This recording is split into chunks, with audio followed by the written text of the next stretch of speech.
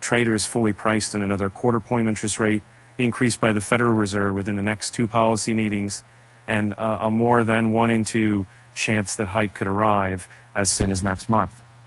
The shift came as U.S. yields rose with the policy-sensitive 2-year rate rising nearly 15 basis points to 4.5%. That's the highest level since early March, around the time when U.S. bank failures roiled markets and spurred haven buying and government debt. One-end yields have moved higher for 10 straight trading sessions, and the latest leg was fueled by increased optimism about a potential debt ceiling deal and resilient economic data that it could pave the way for additional Fed tightening.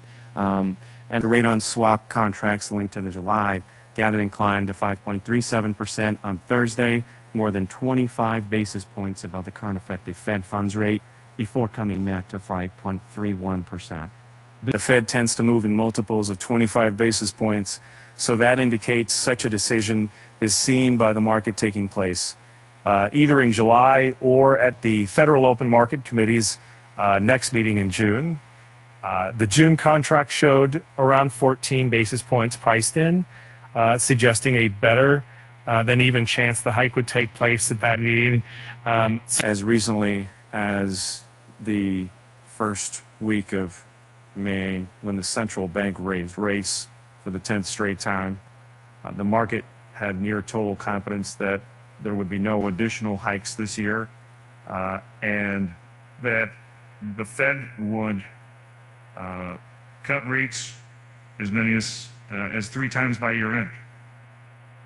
That view, which was based on recession risk posed by a spate of regional bank failures and indications from some officials, has been overtaken by concerns about persistently high inflation globally and tight labor market conditions that dominated earlier in the year.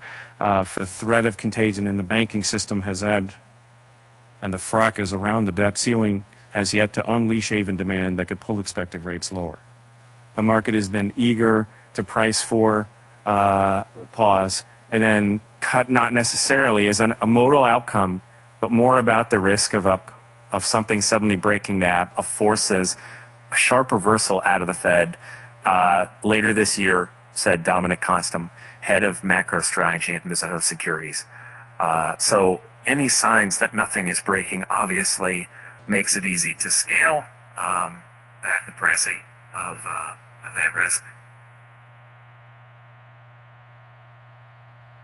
And Fed officials have communicated in recent speeches they are seeking to balance the forces of still elevated inflation and a resilient jobs sector with signs that the central bank's 10 rate increases totaling 5 percentage points in the past 14 months are beginning to cause financial stress that warrants a pause in June.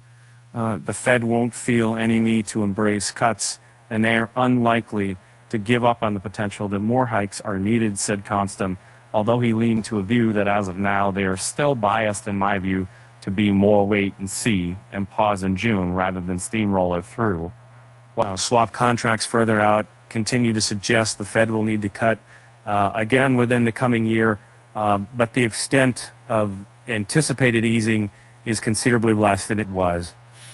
The December meeting swap is around 4.92%,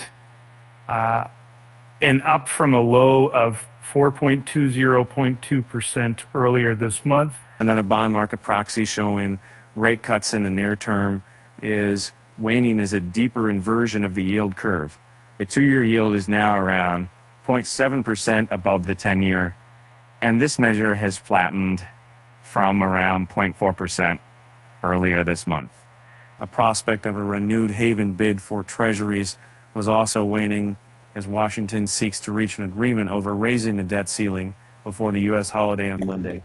I thought we made some progress in debt ceiling talks that the negotiators working past midnight on Wednesday, House Speaker McCarthy told reporters Thursday morning. There are still outstanding issues, but I've directed our team to work 24/7 to solve this problem.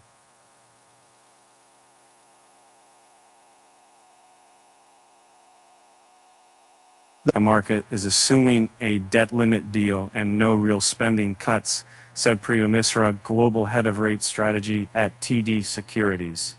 However, services a debt ceiling deal will come with cuts, which will hurt growth, apart from impact of rate hikes and bank tightening of lending standards, and maybe the Fed hikes once more, but that's just increasing the amount the Fed will need to cut next year.